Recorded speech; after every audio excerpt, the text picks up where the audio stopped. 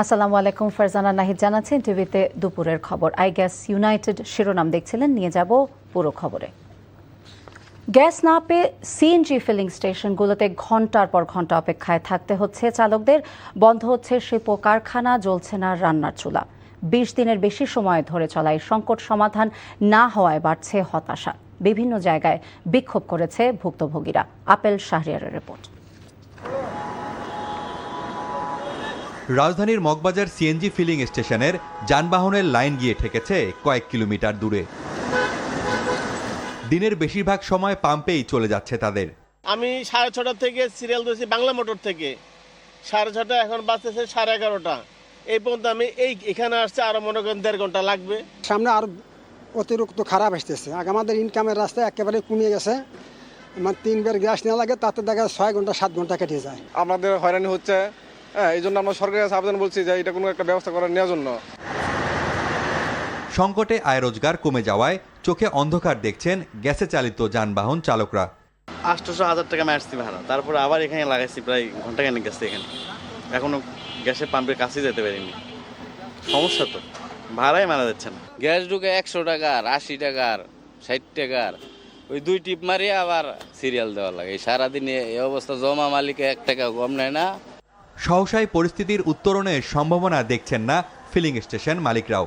ড্রাইভারেরা ঘন্টার পর ঘন্টা লাইনে দাঁড়িয়ে পাম্পে ঢুকার পরেও আসার পরে গ্যাস পাচ্ছে 50 টাকা, 100 টাকা, 150 টাকা, 200 টাকা। এই গাড়ি এই 10 মিনিট পরে ঘোরানি বা আধা ঘন্টা পর আবার ঘুরে আবার সে লাইনে ধরছে, লাইন আবার দীর্ঘ হচ্ছে। ঢাকার বাইরে চট্টগ্রাম, খুলনা সহ বিভিন্ন জায়গায় গ্যাস সংকটে ভোগান্তিতে সাধারণ মানুষ। শিল্প, যানবাহন ও বাসাবাড়িতে মিলছে না চাহিদা মতো গ্যাস। গ্যাস না পেয়ে সিলেট তামাবিল সড়কের শিবগঞ্জ এলাকায় সড়ক অবরোধ করে বিক্ষোভ করেছে পরিবহন শ্রমিকরা। Apple Shahriar, NTV news, Dhaka. Gas সংকটে ফিলিং স্টেশন বন্ধ থাকায় সিলেটের সড়ক অবরোধ করে বিক্ষোভ করেছে পরিবহন শ্রমিকেরা। সিলেট তামাবিল সড়কের শিবগঞ্জ এলাকায় একটি সিএনজি পাম্পের সামনে বিক্ষোভ শুরু করে তারা। শ্রমিকেরা জানায়, দীর্ঘক্ষণ লাইনে দাঁড়িয়েও গ্যাস না পাওয়ায় এই আন্দোলন তাদের। সকাল থেকে লাইনে দাঁড়িয়ে পরিমাণ মতো গ্যাস মিলছে না, আর এই গ্যাস সংকটের প্রভাব পড়ছে তাদের উপার্জনে। পাম্প মালিকদের দাবি, সকাল 8টার পর গ্যাস দেওয়ার কথা থাকলেও চাপ খুবই কম। হঠাৎ করে স্টেশন বন্ধের সিদ্ধান্তে চালক ও যাত্রীদের ভোগান্তি বাড়ছে। জনদুর্ভোগ বিবেচনায় নগরের গুরুত্বপূর্ণ কয়েকটি স্টেশন খোলা রাখা হয়েছে। সারা দেশের সিএনজি পাম্পগুলোতে চলমান সংকটের দ্রুত সমাধানে সরকারকে জরুরি পদক্ষেপ নেওয়ার আহ্বান জানিয়েছেন জামায়াতে ইসলামীর আমির এবং বিরোধী দলীয় নেতা ডাক্তার শফিকুর রহমান। নিজের ভেরিফাইড ফেসবুক স্ট্যাটাসে এই আহ্বান জানান তিনি। সংকটের বিষয়ে সরকারের স্পষ্ট বক্তব্য এবং কার্যকর উদ্যোগের দাবি জানিয়ে জামায়াতের আমির বলেন, কোনো গোঁজামিল বা মিথ্যাচারের আশ্রয় নিয়ে এই সংকটের সমাধান করা যাবে না। অতীতের সংকট তৈরি হবার পর জ্বালানির মূল্য বাড়ানো হয়েছে অভিযোগ করে এমন উদ্যোগ এবার কোনোভাবেই গ্রহণযোগ্য হবে না বলে হুঁশিয়ারি দেন তিনি। রাষ্ট্রপতি পদে নির্বাচিত হয়ে শপথ গ্রহণের আগ পর্যন্ত মির্জা ফখরুল ইসলাম আলমগীর দল এবং মন্ত্রণালয়ের পদে বহাল রয়েছেন বলে জানিয়েছেন বিএনপির স্থায়ী কমিটির সদস্য এবং সমাজ কল্যাণ মন্ত্রী ডাক্তার এজেডএম জাহিদ হোসেন। রাজধানীর পল্টনে মোহাম্মদ আলী বক্সিং স্টেডিয়ামে জাতীয় কিক বক্সিং চ্যাম্পিয়নশিপ 2026-এর উদ্বোধন শেষে সাংবাদিকদের প্রশ্নের জবাবে তিনি কথা বলেন। ডাক্তার জাহিদ হোসেন জানান, 16 আগস্ট ফ্যামিলি কার্ডের দ্বিতীয় পর্যায়ে উদ্বোধন করবেন প্রধানমন্ত্রী তারেক রহমান এবং চলতি অর্থ বছরে 41 লাখ পরিবার এই সুবিধার আওতায় আসবে। বিএনপি মহাসচিব এবং এলজিআরডি মন্ত্রী কে হচ্ছেন, সাংবাদিকদের এমন প্রশ্নেরও জবাব দেন তিনি।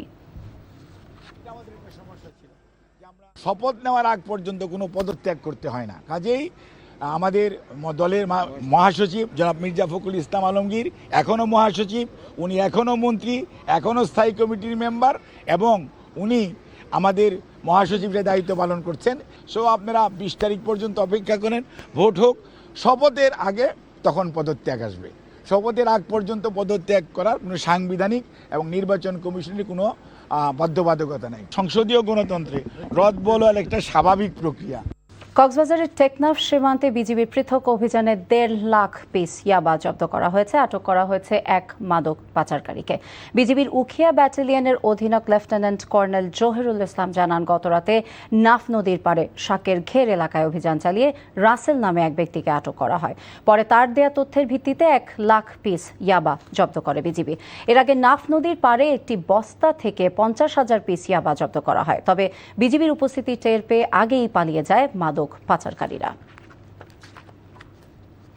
মরণ ব্যাধিতে পরিণত হওয়া মাদক, সন্ত্রাস এবং চাঁদাবাজি ক্ষমতাসীন দলের নেতাকর্মীরাই নিয়ন্ত্রণ করছে বলে অভিযোগ করেছেন জামায়াতে ইসলামের সেক্রেটারি জেনারেল মিয়া গোলাম পরওয়ার। সকালে খুলনা প্রেস ক্লাবে আন্তর্জাতিক যুব দিবস উপলক্ষে সম্মেলনে প্রধান অতিথির বক্তব্যে তিনি এ কথা বলেন। যুব সমাজকে এই সিন্ডিকেট ভাঙার আহ্বান জানান মিয়া গোলাম পরওয়ার। সবকিছু দলীয়করণের অভিযোগ করে তিনি বলেন, খুলনা বিভাগের জামায়াতের 25 সংসদ সদস্যকে কাজ করতে দেওয়া হচ্ছে না। পরে প্রেস ক্লাব থেকে একটি র্যালি বের হয়ে বিভিন্ন সড়ক প্রদক্ষিণ করে। ডিমের বাজার এখনও বাড়তি থাকলেও মুরগি এবং সবজির দাম কমতির দিকে। ঝাল কমেছে কাঁচা মরিচেরও। এদিকে লিটারে 50 টাকা বেড়ে সরিষার তেলের দাম উঠেছে 300 টাকায়। ব্রয়লার এবং সোনালী মুরগি কেজিতে কমেছে 20 টাকা। স্বস্তি ফিরতে শুরু করেছে মাছের বাজারে। সেলিম মালিকের রিপোর্ট। হঠাৎ বেড়ে যাওয়া সবজির দাম এবার কমতে শুরু করেছে। 400 টাকা কেজির মরিচের দাম নেমে এসেছে 150 টাকায়। তবে দাম চড়া টমেটো ও গাজরের। ইন্ডিয়ান মরিচ প্রচুর আসে, মরিচের দাম কমে গেছে। 120 টাকা 40 টাকা পাইকারি বেচে। সীমা ছিল গত সপ্তাহে 300, এই সপ্তাহে 220-40। আর ওই বটবটি, ভেন্ডি, চিচিঙ্গা এগুলো ছিল 50-60 টাকা, এই সপ্তাহে 40 টাকা কেজি। চিকন চালের পর এবার বাড়ল আটা ও ময়দার দাম। 2 কেজি প্যাকেট আটায় বেড়েছে 10 টাকা আর ময়দায় 20 টাকা। দাম বাড়তে সরিষা ও রাইস ব্র্যান্ড তেলের। যে আটার প্যাকেট ছিল 2 কেজি 110, এখন 120 টাকা। যে ময়দার প্যাকেট ছিল 2 কেজিটা 130 টাকা, এখন 150 টাকা। 1050 টাকা রাইস ব্র্যান্ড, 1150 টাকা। লিটারে 20 টাকা বেশি। সরিষার তেল 1000 টাকা 980 টাকা 5 লিটার সরিষার তেল বিক্রি করতে, এখন 1200 টাকা। এই সপ্তাহে কিছুটা কমেছে মুরগির দাম। কেজি প্রতি ব্রয়লারে কমেছে 10 টাকা আর সোনালিকায় 20 টাকা। গত সপ্তাহে আমরা ব্রয়লার বেচছি 200 টাকা কেজি, এই সপ্তাহে বেচতেছি আমরা 185 টাকা 90 টাকা কেজি। গত সপ্তাহে আমরা সোনালী মুরগি বেচছি 320 টাকা 30 টাকা, এই সপ্তাহে সোনালী মুরগি বেচতেছি আমরা 300 টাকা। কমতির দিকে মাছের দামও। দেশি মাছের কেজিতে কমেছে অন্তত 50 টাকা আর ইলিশে প্রায় 400 টাকা। দেশি বাইলা মাছ এগুলি 1400 ছিল, এখন 1200। তারপরে পোয়া মাছ ছিল 800, এগুলি এখন 600। এরকম দাম কমছে মাছের। ইলিশ মাছ 1 কেজি ওজনের ডা গত সপ্তাহে 250-2700 ছিল, আর এই সপ্তাহে 1 কেজির ডা 2300-2400 টাকা। তবে আগের বাড়তি দামেই বিক্রি হচ্ছে লাল ও সাদা ডিম। লাল ডিমের ডজন হলো 140 টাকা, সাদা মুরগির ডিম 130 টাকা, হাঁসের ডিম 210 টাকা ডজন। বাজারে গরুর মাংস বিক্রি হচ্ছে 750 টাকায় আর খাসির মাংস 1250। সেলিম মালিক, এনটিভি নিউজ, ঢাকা। এই ছিল দুপুরের খবরে। এই খবরের ভিডিও আপডেট জানতে ভিজিট করুন এনটিভি অনলাইন www.ntvbd.com। এছাড়া এনটিভি জনপ্রিয় সব অনুষ্ঠান এবং খবরের আপডেট জানতে ভিজিট করুন আমাদের ইউটিউব এবং ভেরিফাইড ফেসবুক পেজ। 5টায় দেশের খবর দেখার আমন্ত্রণ রইল। সবাইকে ধন্যবাদ।